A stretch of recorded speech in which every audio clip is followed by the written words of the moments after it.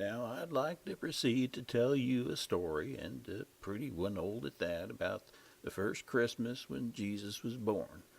It's a pretty amazing story written by a couple of good men named Matthew and Luke, and I've entitled it Rare Visions and Manger Revelations.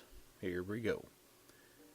And it came to pass in those days, pretty far back a ways, even for me, that there went out a decree, which is kind of like an order, from a man named Caesar Augustus, that all his empire should be taxed. Now, I don't know what's quite the worst option, having a name like Caesar Augustus or being taxed, but I think I'd almost prefer being taxed. It says that this taxing took place when Cyrenius was governor of Syria. There's yet another moniker that I don't wish on any person, whether I like them or not.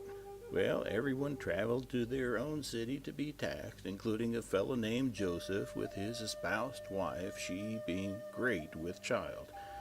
Now, I suppose that being espoused is kind of like being engaged, and that's like saying someone is kind of pregnant, which Mary also happened to be.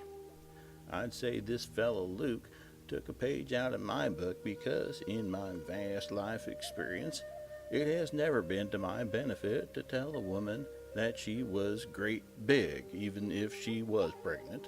So polite old Luke left out the word big and said she was just great. It then says that the days were accomplished that she should be delivered, which is a fancy way of saying that babies only come into this world when they decide to, and decide when and where to be accomplished at. Well, as you probably already guessed, the baby was a boy, and Mary had no other place to have him sleep except in the same place as some animals in a stable. Now, I don't know what the animals thought about this, but I can imagine that they thought it was pretty strange having people staying with them outside. It seems a pretty harsh place to spend your first night, but the good book tells us that this was the only space available because all the hotel and motel types of places were plumb full of other people who were just waiting to be taxed too. Now, there were some shepherds nearby watching over their flocks by night, and I, for one, would have a pretty tough time trying to stay awake at night while counting sheep, when an angel of the Lord appeared and scared them pretty good. This angel said, "Fear not, for behold, I bring you good tidings of great joy, which shall be to all people. For unto you is born this day in the city of David a Savior, who is Christ the Lord." I honestly believe that if I had been one of them shepherds, I would have had the strongest inclination to have to change my drawers, or whatever I'd be wearing back then, before that heavenly messenger got to the point of saying, "Fear not." Anyway, the angel then proceeded to say where they could find the baby.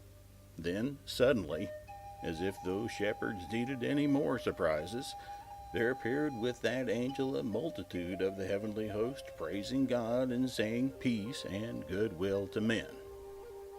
When the host of angels left, and I assume host means more than just a handful, the shepherds hurried themselves and found Mary, Joseph, and the baby just as those angels said they would.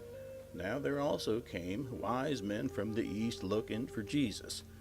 It doesn't elaborate as to what made them so wise, but by association that implies that others were, well, maybe not so wise, speaking only, of course, of yours truly, you understand.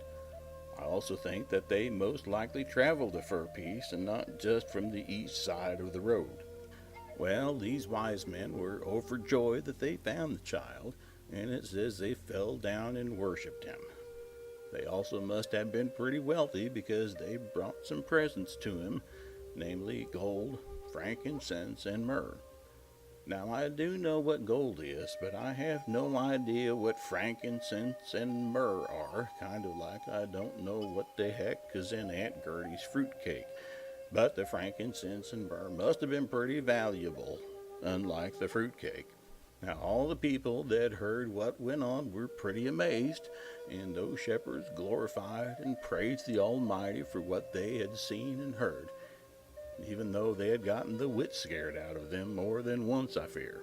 So, there you have it, the story that's been told time and time again, and if I've brought a smile to your face at least once, well, I feel I've accomplished a little something in this life. Have a very Merry Christmas.